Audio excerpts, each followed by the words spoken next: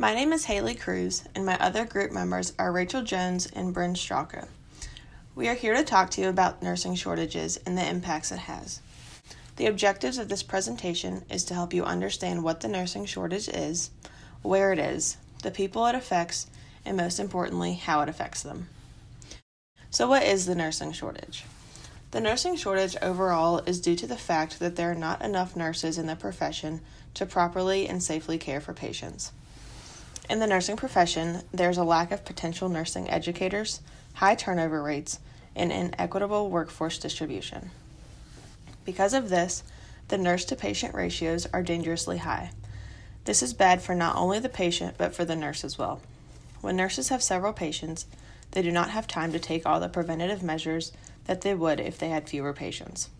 For example, the nurse may not have time to turn the patient every 2 hours to prevent bed sores, or may not be able to clean the patient right away when it's needed. This puts the patient at an increased risk for acquiring infections that could have been prevented if there were more available nurses. Another example would be if an ICU nurse has 3 high acuity patients that are all on ventilators. That nurse may not be able to perform mouth care when it's needed, or simply may forget because of how many other things are going on. This puts the patient at a high risk of developing VAP, or ventilator-associated pneumonia. This is the type of infection that could have been avoided if the nurse only had 2 patients. On the other hand, it is bad for the nurses because it can be easy to make mistakes. Depending on the type of mistake, there could be lawsuits involved. Another reason why it is so bad for nurses is because this is a stressful job in itself. So adding on more patients due to the fact that there are not enough nurses can be very stressful. So what type of issue is nursing shortage?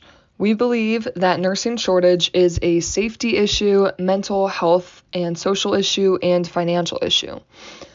For safety, patients are at risk for developing infections, injuries, or other issues that could have been avoided if the nurse was able to properly care for the patient. Nursing shortage increases the workload for nurses and could lead to things like patient neglect, not doing a thorough enough assessment, forgetting to do a task or forgetting to document something, or having errors occur such as medication administration mistakes.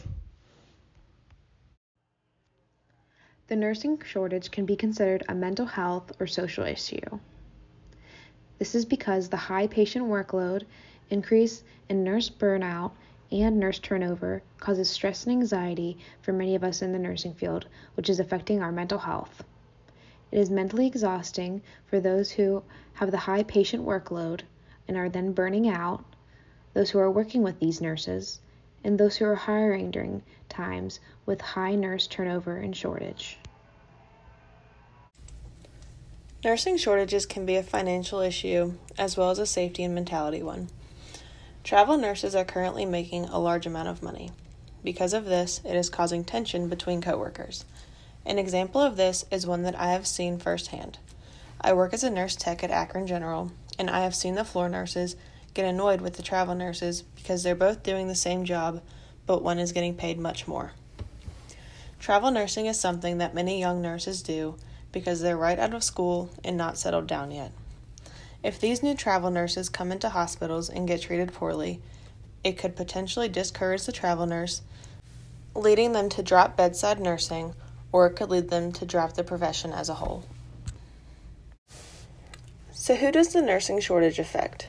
Overall, the shortage affects everyone.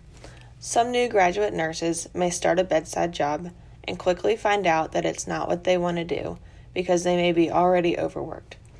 This leads right into nurse burnout, which causes people to quit their jobs, leading to even higher nurse-to-patient ratios. With this being said, this is where leadership comes into play.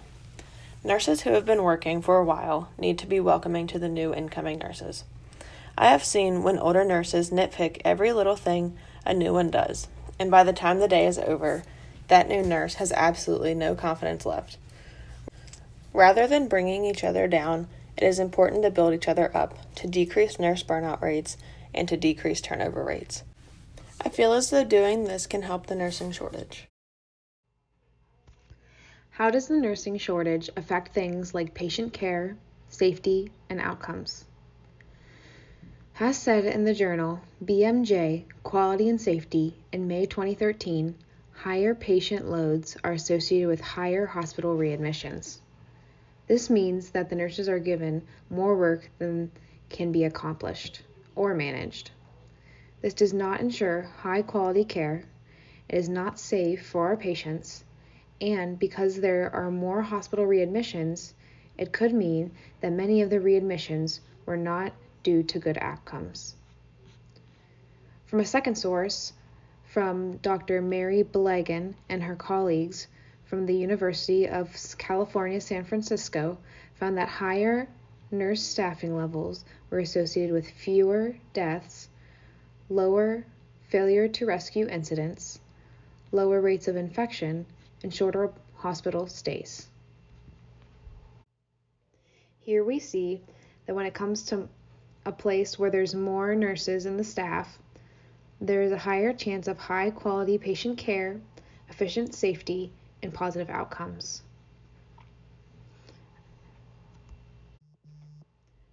The last source I would like to add is from Dr. Linda Aiken and colleagues that found that lower patient-nurse ratios on medical surgical units were associated with significantly lower patient mortality rates.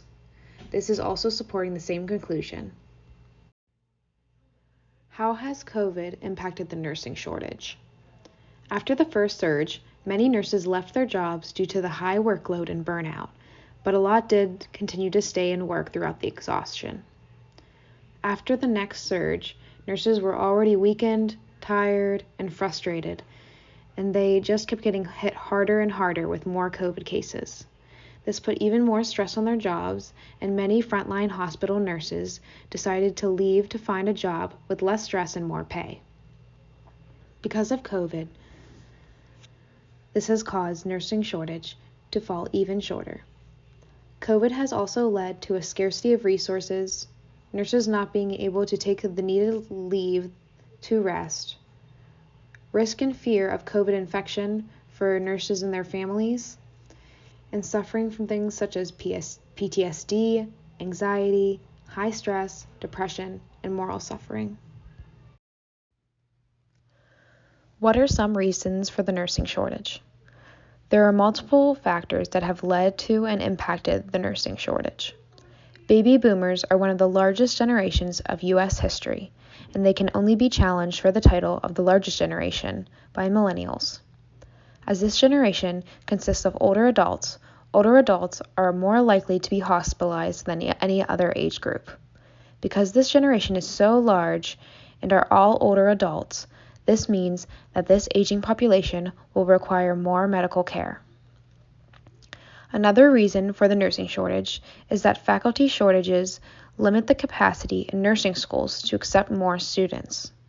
It is more difficult to get into nursing programs at schools than other majors and studies due to this. As for nurses in the workplace, many of them are moving away from direct patient care or leaving the healthcare field altogether. Many nurses are being lost to retirement, quitting for a while to take less stressful jobs, or taking jobs with better pay.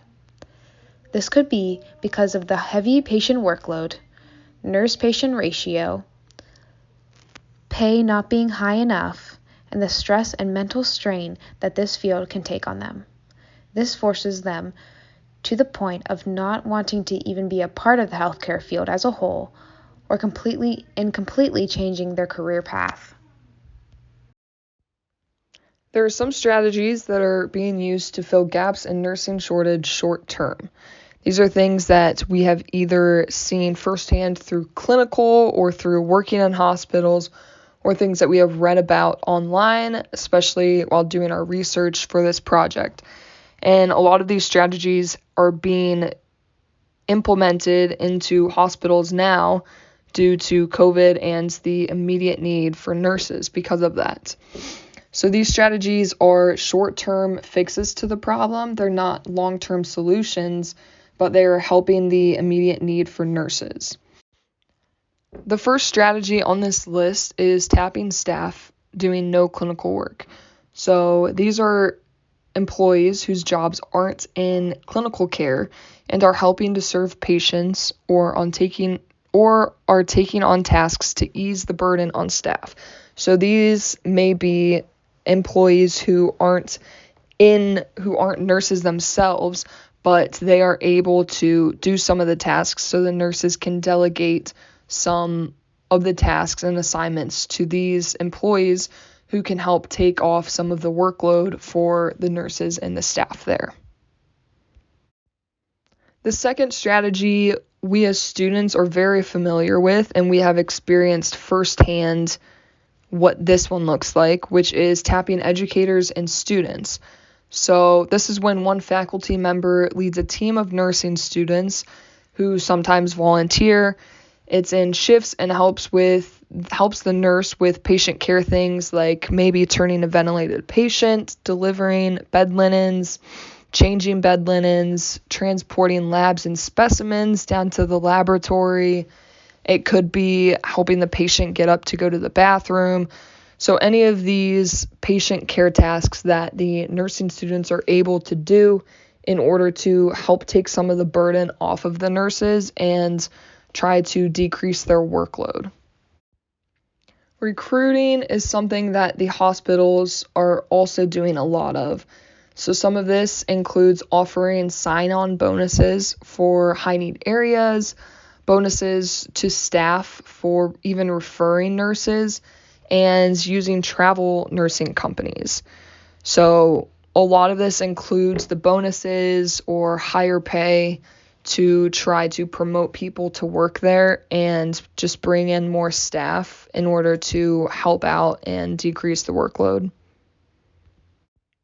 The next strategy used is retaining nurses. So this is something that hospitals try to do to make sure that their staff stays there and they don't go looking for another nursing job or even, going into a different field even. So for retainment, hospitals will raise salaries and offer bonuses to existing staff or even offer temporary contracts to the staff that pay close to what they may get through travel nursing company. So rather than them seeing what these travel nurses are making and how they're making a lot more than them doing the same thing, the hospitals may offer contracts that match this payment of the travel nursing company, and then this will help them to want to stay put at this hospital and keep their staff there.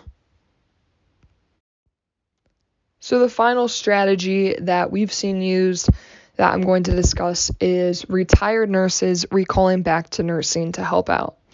So these are nurses who have already went into retirement and they have seen how short nursing is, how short the staffing is, how many patients there are to care for, especially due to COVID, and they have came back to the hospitals and came back to nursing to try to help out as much as they can. So along with this, the sign-on bonuses and the raised salaries, this also helps to promote these retired nurses to coming back. So all of these strategies kind of play off one another in helping to reduce the nursing workload and to help with the nursing shortage problem. So what's the solution to nursing shortage? Some of these solutions are related to the strategies used to fill the nursing shortage gap. So one solution is higher pay, better hours, lower nurse to patient ratios. This will be an incentive almost for nurses to want to stay there or to come there to work. Another solution is having the resources and tools available to do their jobs. So a lot of times nurses may ask if only I had the right supplies to do my job. And it's important that the hospitals and these places where the nurses are working have the right resources and supplies in order for them to provide the best patient care. If they have the right supplies and everything needed, then the nurses will be more likely to want to work there or to stay there and work there. Another solution is proposed plan to change this issue. So the nursing process could be used to analyze how this plan would work and if it would be successful. So the nursing process could be used for the solutions that I just talked about, such as higher pay, better hours, and making sure that they have the right resources to see how the plan would work and determine if it would be successful by analyzing, observing, and integrating the solution into practice, and then evaluating whether it worked or not and making adjustments as you go along to try to have the best solution possible. Along with having higher pay and better hours, a solution would be incorporating more creative retention strategies to keep the bedside nurses that the hospitals already have. So rather than them wanting to go somewhere else to work, these creative retention strategies will be an incentive for them to want to stay in this location and work for this hospital, which will help the nursing shortage in that location. So some of these more creative strategies for nurse retention may be incentives such as higher pay, having better hours, or having more flexibility of their schedules. So having the nurses be able to determine their own schedule possibly if that's what's going to work best for them. And lastly, the last solution is more collaboration between nursing schools, hospitals, and outpatient settings to keep nurses at the bedside as they go back to school. An example of this may be if they want to further their education for a master's or for a doctorate as a nurse practitioner, maybe they can be paid higher with the hospital, procured funding, and stay there as a nurse working while they're going back to school. This collaboration could also come at the bachelor's level. So while going through nursing school, some hospitals may look for PRN positions in nurse aides and then just hire these nursing students who are working for the hospital as a nurse aide now, and when they graduate, hire them there as a nurse. So they already are guaranteed a job, and the hospital fills space for staffing that they need. Some questions that may be important to ask when trying to determine a solution and see if the solution will work long term or see if it will be effective. Some of these questions may be, would it work for different types of units? Would it work in outpatient clinics? How would this promote health, prevent disease, maintain well-being for individuals, families, groups, communities, and populations? How would it help promote good patient outcomes and good patient care? On this slide, we will be talking about what we feel towards the nursing shortage. Hi, I'm Rachel, and I feel it brings a lot of different feelings. It is scary to see and how much pressure it puts us under. Especially with COVID, we do not know what could happen and how fast the nursing shortage could drop again. Some of us receive dangerous nurse-patient ratios, causing us stress and decline in mental health. This actually gets me very scared to be starting to work as a nurse and having that risk. Some of us get closer to frontline work, like with COVID, and fear for our health as well as our family's health. I've witnessed the nursing shortage and med surge in both of my clinicals. The nurses on the floor were irritated and fatigued for most of the shift, if not all. They were not taking care of themselves, and this led them to not perform to their best of their abilities with their clients. This led to readmissions, pressure injuries, increased length of stay, etc. The nursing shortage is like a cycle. The shortage leads to higher patient workload and nurse turnover, and those turn around and again lead back to the nursing shortage. I hope that this one day can be solved, but is difficult due to its cycle. For me, the nursing shortage makes me nervous for the future. Nursing is taxing on the body, so I worry that older nurses are going to quit or retire within the next couple of years, leading to even fewer nurses than there already are. As I was saying earlier in the presentation, large nurse-to-patient ratios increase the risk of possible mistakes, so I worry that one day I will make some sort of mistake because of the amount of patients I may have at one given time. I think the most important thing we can do is take care of ourselves. We all need to find at least 2 or 3 things that we enjoy doing outside of work to decrease our stress levels. Overall, I hope the nursing shortage issue we are experiencing gets fixed in order for our patients to receive the best care possible. I feel that the nursing shortage problem is very frustrating because I don't feel as if there's much that we can really do about it as nursing students or even as nurses, except just working ourselves in order to try to lessen the burden on other nurses and to provide the best patient care that we can. I've seen nurse-to-patient ratios at work before be 7 patients to 1 nurse and little to no nurse aides on that unit.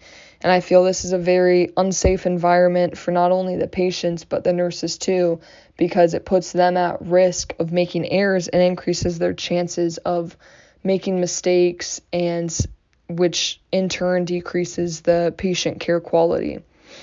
Shortage of nurses leads to a higher workload for those working and impacts things like their stress and mental health. And that's a big thing that we see with nurses is, it's important to have something outside of work to help relieve that stress from work and to try to keep your mental health at a state of where it should be at. This slide shows how heavy workload affects nurses and patient safety. As you can see from the picture on the slide, heavy workload can lead to the nurse having less time on their hands due to having a packed schedule. This then leads to a relating issue of the nurse then bypassing protocols and providing incomplete communication. These then fall on impacting the patient and causing a lapse of continuity in their treatment. We can then see that heavy workload causes nurses to pay less attention to details.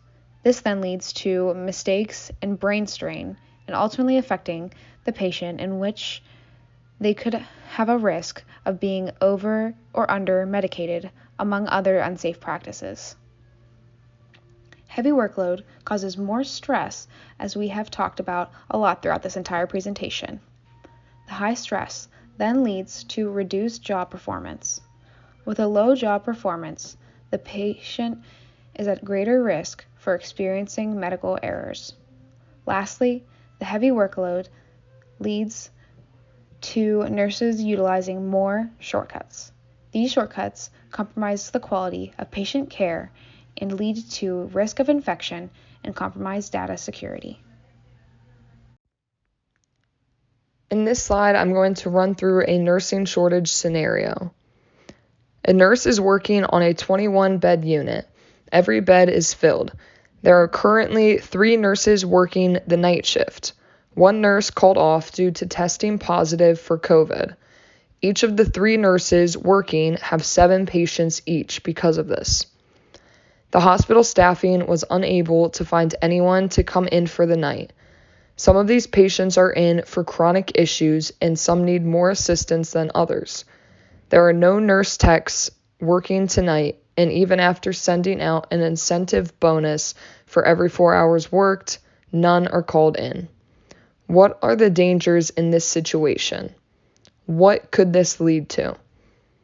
How may this impact patient care? How may it impact patient safety? How may it impact patient outcomes? How will this affect the nurses on this unit? Mentally, physically, emotionally. Have you seen anything like this in clinical or in working as a nurse tech? What would you do in this situation? This is a link to a video that I'm going to show here in a minute about nursing shortage and how it's not slowing down as the needs for nurses continues to grow, especially due to COVID. Especially during this pandemic, nurses have gone above and beyond. But just as we need them the most, the on-again, off-again nursing shortage is on again, and it's not slowing down anytime soon. ABC Action News anchor Lauren St. Germain is going in depth tonight on how we got here, the toll the shortage is taking on nurses in the Bay Area, and the movement to get more people into the profession. We wanted to do this report after learning about changes coming right here to the USF College of Nursing. They're essentially ending one program to put more resources into another program. They tell us it's to get more nurses into the pipeline, into the hospitals right here in Tampa Bay. So our question was, what is it like for these nurses right now? Because the demand is not slowing down. In fact, the U.S. Bureau of Labor Statistics projects the U.S. will need another 1.1 million nurses by 2022. So we went to the very people working through this shortage to help us better understand what it's like. Sheila Castle has been a nurse for more than 25 years. Right now, she works at Johns Hopkins All Children's in St. Pete. Considering that I was told about the nursing shortage while I was in nursing school, which was back in the 90s. It's ironic that it's coming back up, and now I am feeling the results of this nursing shortage. Castle tells me what she is seeing among colleagues. So we have the retirement, we have early retirement, and then some just decide to leave nursing altogether and change fields and go into a different career path. This matches information from the American Association of Colleges of Nursing. It says a large percentage of the current workforce is nearing retirement age, and nursing school enrollment is not growing fast enough. There's also a shortage of people to teach future nurses. It's putting a lot of stress on those that are still working to train the new generation of nurses that are coming up. We also wanted to get the perspective of that new generation. For as long as I can remember, nursing was exactly what I wanted to do. Kayla McNulty has been working as a pediatric registered nurse at Johns Hopkins All Children's for a couple of years. It's definitely been tough, especially I've only been a nurse for almost 3 years. So the past year and a half, it's been really, really hard. McNulty says they take it shift by shift and rely on each other. None of us really want to leave. We just kind of want to get through it. But it's been a long period of just knowing we need 9 nurses tonight, but we're working with 7, and just what that's going to look like for the 12-hour shift, and what now that shift is turning into weeks, and now it's been months. The nursing shortage varies by state. We spoke with the dean of the USF College of Nursing about what's happening in Florida. In the next year, by 2022, the estimate is that the U.S. will need another 1.1 million nurses.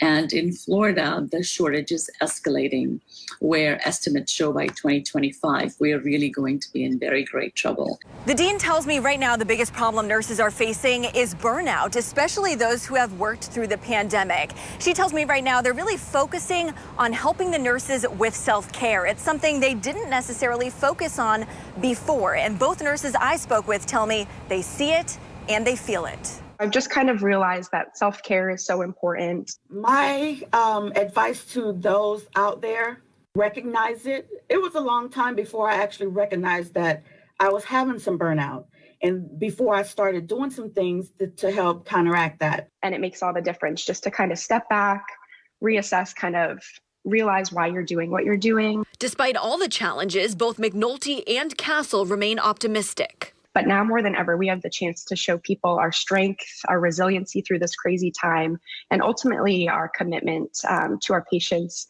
and their families. Because that's what nurses do. You're here for a reason, a main purpose, to provide care and comfort to those that come through your doors. And Dean Menon with a message for nurses who are really struggling right now. Well, one is to hang in there. You know, it has been a very, very tough year for all of us. The rewards are enormous. Maybe take a break. But don't leave the profession entirely, because we need you. We need the healthcare professionals, and we need the nurses because we are getting older.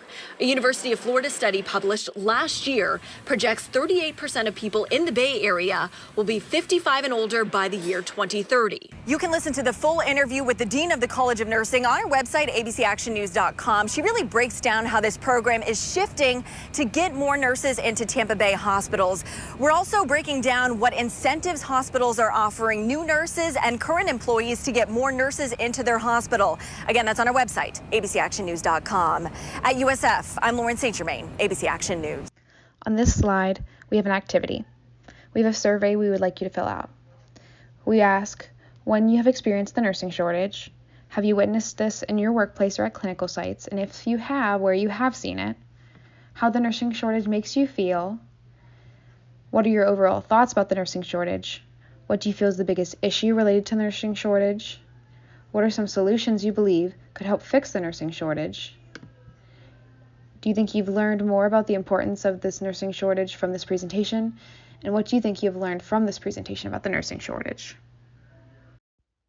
And these are a list of our references.